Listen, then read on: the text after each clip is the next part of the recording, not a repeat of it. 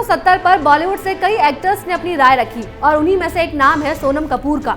सोनम कपूर ने हाल ही में एक इंटरव्यू दिया जिसमें उन्होंने कहा कि उन्हें इस बारे में ज़्यादा जानकारी नहीं है क्योंकि न्यूज़ चैनलों पर बहुत सारी विरोधी खबरें हैं, इसलिए उन्हें नहीं पता कि असलियत क्या है। इसके बाद उन्होंने पाकिस्तान के साथ अपने रिश्तों के बारे में भी बात की, लेकिन इस इंटरव्यू के बाद पाकिस्तान में सोनम कपूर की वाहवाही होने लगी। क्या है ये पूरा मामला, देखिए इस रिपोर्ट में।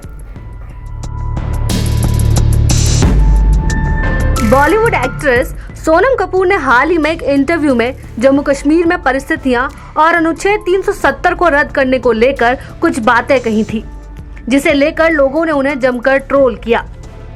अब उसके बाद सोनम का एक ट्वीट सामने आया है जिसमें उन्होंने लिखा है, दोस्तों शांत हो जाइए और अपने काम से मतलब रखिए। दूसरों की बातों को तोड़ मरोड़ कर बताना, उसका गलत मतलब निकालना और सामने वाले ने जो कहा है उसकी जगह आप क्या सुनना चाहते हैं ये मतलब निकालना, इन सब का उन बातों को कहने वाले पर कोई असर नहीं पड़ता बल्कि आप पर ही पड़ता है।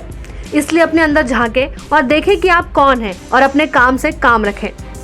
अब आपको बताते हैं सोनम कपूर के उन बयानों के बारे में जिसके बाद से सोशल मीडिया यूजर्स ने उन्हें ट्रोल करना शुरू कर दिया और उन्हें देशद्रोही तक कहा गया। दरअसल सोनम ने हाल ही में BBC एशियन नेटवर्क को इंटरव्यू दिया था और इसी के बाद सारा बवाल शुरू हुआ। उनसे जब आर्टिकल 370 के बारे में सवाल किया गया तो उन्होंने कहा था कि यह काफी पेचीदा है और उन्हें इस बारे में बहुत ज्यादा जानकारी नहीं है क्योंकि न्यूज चैनलों पर बहुत सारी विरोधी खबरें हैं, इसलिए उन्हें नहीं पता कि असलियत क्या है। उन्होंने कहा था कि इसलिए फिलहाल उनका शांत रहना और चुपचाप चीजों को समझना ही बेहतर है। सोनम ने इस सिलसिले में कहा था कि जब उनके पास इस बारे में पूरी जानकारी होगी तब वह अपना ओपिनियन दे पाएंगी।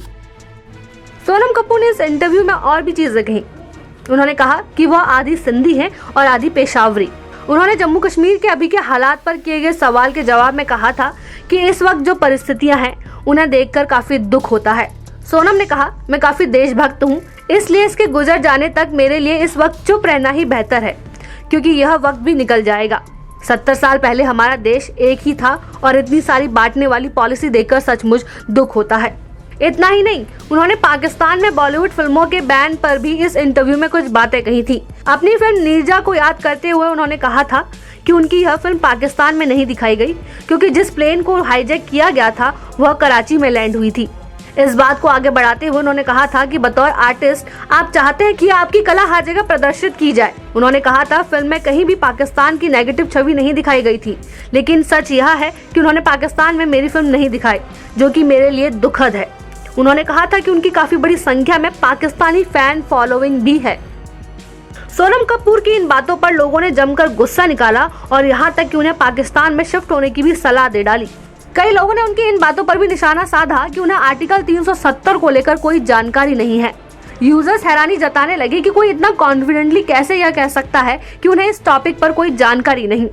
लेकिन आपको बता देते हैं, भारत में भले ही सोनम कपूर को ट्रोल किया जा रहा हो, लेकिन पाकिस्तान में सोनम कपूर की जय जयकार हो रही है। पाकिस्तानी मीडिया ने सोनम कपूर के बयानों को हेडलाइन देते हुए खबरें दी हैं।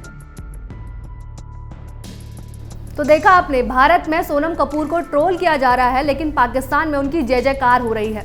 भारत में लोगों की गुस्से की वजह यह भी है कि पाकिस्तान भारत को युद्ध की गीदड़ भभकी दे रहा है। वहां भारतीय फिल्मों और भारतीय आर्टिस्टों को बैन कर दिया गया है। ऐसे वक्त में सोनम कपूर का ये इंटरव्यू आता है तो कहीं ना कहीं भारतीय लोगों का गुस्सा भी जायज़ है। ऐसी ही खबरें मैं आपके लिए लाती रहूंगी। तब तक के लिए देखते रहिए ओपिनियन पोस्ट इंटरनेट टीवी। साथ ही हमारे चैनल को सब्सक्राइब करें और बेल आइकन जरूर दबाएं।